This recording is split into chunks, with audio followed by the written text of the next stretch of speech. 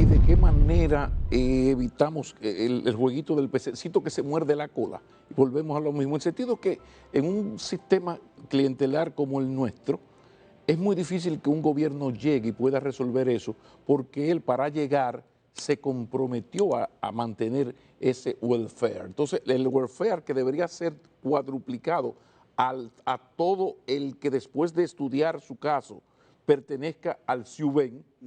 Entonces, mira, el SIUBEN tiene a 2 millones de dominicanos que merecen toda la solidaridad del Estado dominicano, pero han sido estudiados. Yo fui a su casa y vi que vive no hay concreto, no tiene servicio de agua potable, cero matacero, muy bien. Entonces, eso sí valdría la pena el welfare, la ayuda. El problema es que el clientelismo hace que eso no llegue solamente a aquello, sino una pila de gente que se fajó en la campaña. Y eso no tiene partido. Mira, Todos, ahí no hay inocentes. Y tú lo sabes como sociólogo y que edita antropología, la discriminación positiva tiene que existir en todas las sociedades, porque es llevar la justicia al punto de vista de la economía. Eso implica que esas personas, como yo que soy hijo de una secretaria de un hospital, pero ¿cómo yo pude evolucionar? Con capital humano. Eso implica educación. Y ese es el primer enfoque. Pero para eso yo tengo que condicionar la asistencia. Y hay un libro de 2019 de los premios Nobel de Economía. O sea, existe discriminación positiva, sí, por eso las ayudas son condicionadas. ¿A qué? A una serie de indicadores desde el punto de vista social que me permiten llevarte a lo largo de la vida hasta el punto de tu despegue. Y ese punto implica la edad, implica la salud, implica la educación, implica una serie de herramientas que están hartas sabidas. Pero ¿hay algún instrumento que pueda ayudarnos a salir de este lío en que estamos metidos, de que yo me fajo en la campaña, llega el partido? El otro día, hace como un mes, entrevistamos a un funcionario importante del gobierno. Le hicimos unas cuantas preguntas, nos vamos a la pausa, abrimos los micrófonos, que viene la sección de llamadas. 4 personas llamaron diciéndole, mira, dile al ministro tal que yo soy Juancito Pérez Vidal alias Tito, el encargado de su comité de lucha electoral en la esquina Baní, y yo no lo he visto, yo necesito que él me ayude. Bueno, pero que te ayude de qué manera, porque ese señor no está llamando por un empleo, está llamando por otra cosa. Yo me fajé en la... Entonces, esa mentalidad que tiene el electorado dominicano, que estamos hablando de los chiquitos, el grande fue que invirtió varios millones, entonces tú tienes que, algún chanchullo, una lubricación jurídica por un mal negocio, tú tienes que hacerme para yo recuperar mis millones. Pero así que se ganan las elecciones aquí, porque hay que buscar 8.000 millones de pesos para ser un presidente. Entonces, ¿de qué manera vamos a cortar esto? Porque yo veo como que estamos atrapados y sin salida. Mira, yo creo, yo estoy convencido. Sí. Que la República Dominicana ya tiene un punto de inflexión para la meritocracia. Y yo creo que un ejemplo es el ministro de Hacienda, Magín. Indiscutiblemente su perfil es un tecnócrata. Ahora, no se puede perder de norte el elemento de la sensibilidad social, porque esto no es aplicar 2 más 2 son 4. Claro. Pero Chile, por ejemplo, con una economía y una democracia que nosotros nos llama la atención, incluso nuestro modelo de seguridad social en cuanto a la parte de pensiones es de allá. ¿Qué termina siendo? Terminan siendo partidos que con 8.000 personas de la parte central te manejan toda una población de más millones de personas en República Dominicana.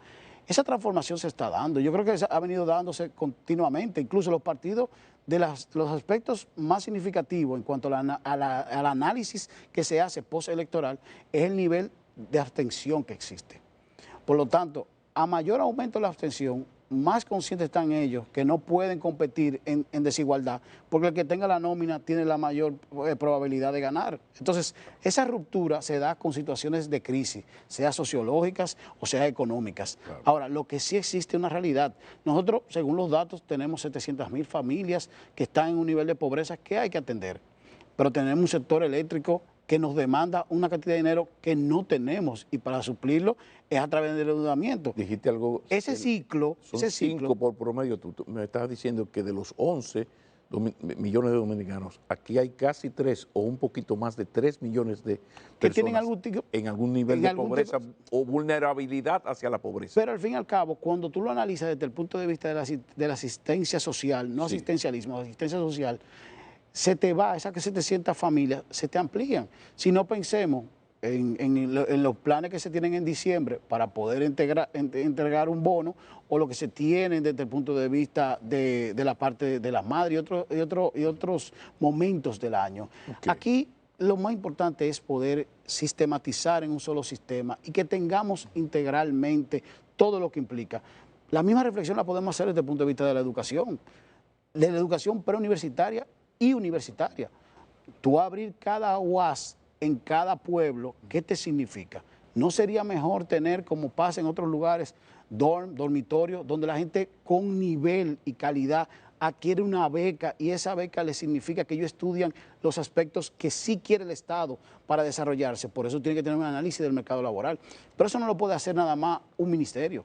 Eso es la articulación de industria y comercio, con trabajo, con MESID. Pero también una con decisión educación de Estado. Claro. Una decisión de Estado, de presidencia hacia abajo. Y mi gobierno va por aquí. Y yo creo que entre el mar. Yo creo que también de sociedad. Porque, por ejemplo, vamos a poner el caso de Jaina, de Nigua. Ahora mismo tiene que tener el 15 o el 20% de la exportación en República Dominicana. Tú lo analizas desde el punto de vista de los empleos que te genera y es un impacto enorme por la cantidad de industria que tiene. Pero ¿cuántos politécnicos tiene? Apenas 2. Y un Infotep. Y el liceo tiene que tener un número mínimo de 5. Entonces, cuando tú vinculas esa realidad de esa formación académica, de tu escritura, matemática y demás, blanda desde el punto de vista de lo que necesita manejar, puntualidad, respeto, pero también desde el punto de vista de la técnica, contabilidad, lo que tiene que ver con la parte de STEM y otros elementos. Tú dices, bueno, en esa zona yo puedo pensar un piloto real, donde yo pueda luego analizarlo desde el punto de vista de cada localidad, porque tú te pones a analizar, y desde el punto de vista de infraestructura nosotros tenemos 3 instituciones grandes que construyen: Ministerio de Turismo, construye. Ministerio de Obras Públicas construye, y Ministerio de Vivienda construye.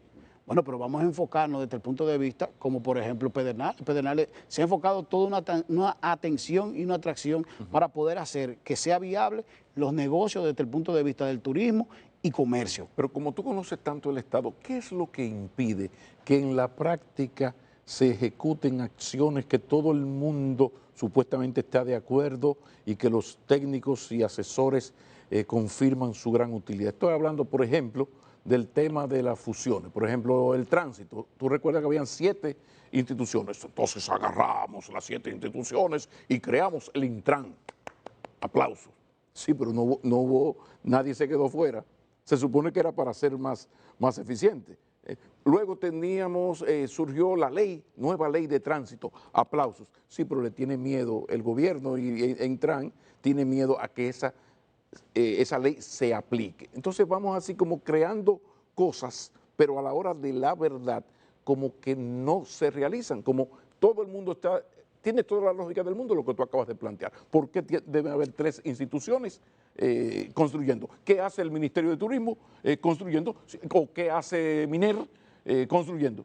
Todo el mundo está de acuerdo que para eso existe obra pública o vivienda, pero a la hora de la verdad algo provoca que esto no cambie. Y pasan los gobiernos, pasan los años. Mira, yo creo que a finales de los 90 se hizo un esfuerzo de poder hacer una reforma del Estado.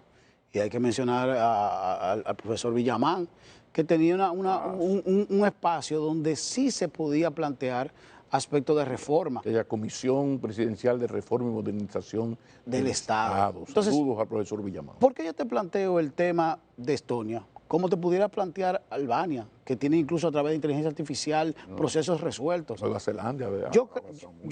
Y por eso te ponía el ejemplo, porque conocí al primer ministro de Albania con el tema del World Law, la actividad que vino el rey, que cuando se planteó en España, él estuvo presente porque va a ser en el 27 en Albania, y ahí pude conocerlo y entender un poco las reformas que él ha planteado.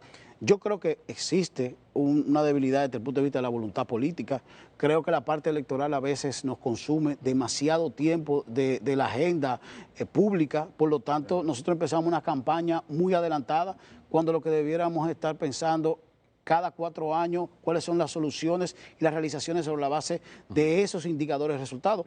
Me gustó escuchar que la ley o la Estrategia Nacional de Desarrollo va a ser revisada, por lo tanto nos vamos a dar cuenta que debió de hacerse en el 24 esa revisión. todos los indicadores que nosotros en el 2012 nos pusimos por ley, que están ahora mismo por debajo. Por lo tanto, nosotros tenemos que poner un marco general en República Dominicana que pueda suceder sin la limitación de quién ganó.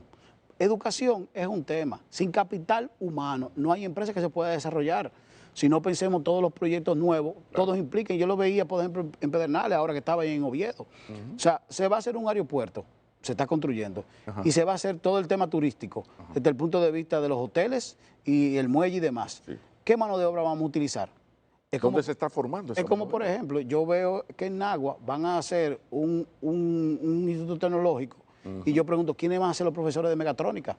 ¿De dónde van a surgir? Por eso te decía el ejemplo de el ITRA en su momento estaba concebido para dar formación de calidad con dormitorio, como el MIT. Está bien, pero lo que pasa es que hay un momento donde los gobiernos, y le pasó a este también, te anuncia que va a convertir 76 liceos en politécnicos. Cada 2 años sueltan la nota de prensa anunciando la misma cosa. Cuando tú preguntas, resulta que han hecho 3 o 4. En Baní hay 1 por la solidaridad, el agradecimiento del pueblo de Cuba hacia Baní. Cuidado con eso. Parece que sí, que es inevitable. Ahora es, como decía Danilo Medina, lo de la reforma fiscal. Parecería que sí. ¿Tú no crees que esto de la reforma fiscal, donde yo, como pequeño empresario o gran empresario, como clase media, como ciudadano formalizado en mi pequeño negocio, no está en la hora de sentarnos con los gobiernos y decirle, ¿y la calidad del gasto? Yo necesito que todo esto que estamos conversando aquí, los sectores, mientras más poderosos, más fuerza tienen, lógicamente. Yo creo que es el momento de decirle a los gobiernos, sí, pero tú a mí no me puedes pensionar 50 economistas que no trabajan en el Estado y decirme a mí a los 3 meses que tú me vas a aumentar el impuesto sobre la renta de 27 a 29, por ejemplo. Entonces, este no es un buen momento para esa discusión, agarrar por cierta parte al santo gobierno y decir, perfecto, voy a pagar más, clase media, nos van a dar por la cabeza, perfecto. Ahora tú te tienes que comprometer a administrar esos chelitos ajenos con mayor racionalidad y respeto. Entonces, te voy a tomar el comentario de la educación, en cuanto a educación técnica profesional, y vamos a terminar consolidando con ese aspecto. Vale. A mí me tocó una experiencia, trabajar como consultor nacional de la Unión Europea para la reforma de la educación técnico profesional. Eso fue 2002 quizás. Okay. Yo empecé con el magistrado Milton Rey Guevara en el 2000, cuando llegó a ser ministro de Trabajo. De ahí pasé a la Unión Europea y luego me fui la primera vez fuera. En ese momento, nosotros reformamos 4 carreras técnicas y se integró logística y distribución y almacenamiento. Y se hizo lo que fue luego presentado en un proyecto de ley en el 19, que es el Sistema Nacional de las Cualificaciones. No importa obra física que se haga, si no existe un sistema donde la persona que maneja la técnica, como el camarógrafo que tú tienes, como el editor, como personas que manejan el ebanista y demás, no puedan presentarse a validar ese conocimiento de la técnica en competencias. Porque cuando tú tienes un sistema nacional de cualificaciones, tú tienes educación formal, sea preuniversitaria o como le llaman en España, reglada, preuniversitaria y universitaria ya marcada en competencias, que luego tú la puedes ensamblar con cursos técnicos y otras formaciones para poder hacer un único sistema y que tú sepas, como pasa en el País Vasco, como pasa en Alemania, como pasa en los países que le dan la preeminencia a la educación técnica, y la parte universitaria se queda para aquellas acciones o aquel manejo técnico superior que tú necesitas para la economía. Ahora, cuando yo planteaba la reforma del Estado, es justamente pensando en la eficiencia del gasto. Si yo no tengo una economía donde el sector público sea a su justa dimensión, siempre voy a tener sobregasto, sobrecosto. Y te lo planteaba desde el punto de vista de la eficiencia del presupuesto y de la generación de indicadores de resultado interno del defensor del pueblo. Uno de los aspectos que tiene que hacer todo servidor público es analizar su estructura desde el punto de vista real. Y yo creo que nosotros como Estado, que somos la respuesta a la sociedad a través de las políticas públicas para que esos impuestos tengan razón de ser. Ese estado de bienestar tiene lógica, siempre y cuando yo le pueda distribuir en educación, salud, vivienda, transporte y trabajo, todo ese beneficio que yo estoy pagando impuestos. Mientras yo no tenga un Estado que la gente lo vea, lo visualice como eficiente, te ponía el ejemplo, nosotros tenemos 23 ministerios, Estonia tiene 8. nosotros manejamos una serie de servicios que tú lo puedes unir. Por eso te ponía el ejemplo de las comisiones variables, pero te puedo poner ejemplos desde el punto de vista hasta práctico. ¿Cuántas instituciones tienen planes de asistencia social? Es una limitación por objeto del gasto. Pero el tema desde el punto de vista de la representación en cada provincia es una decisión desde el punto de vista de la eficiencia, porque la representación política del Poder Ejecutivo está en las gobernadoras. Lo que pasa es que cada quien quiere tener un espacio dentro de la provincia, Sí, pero, por respuesta o por política. Por eso hay que aprovechar la coyuntura de la reforma fiscal para decirle al gobierno no es posible que en cada ministerio, cada institución haya un departamento de ayuda social, cuando existe la Comisión Presidencial de Solidaridad Social. Mira, yo no creo... Se supone que todo debe ir a una institución. Las ayudas... Yo te voy a poner un ejemplo claro. Estoy aquí. Un diputado no está para ayuda social. No, pero que yo me comprometí. No.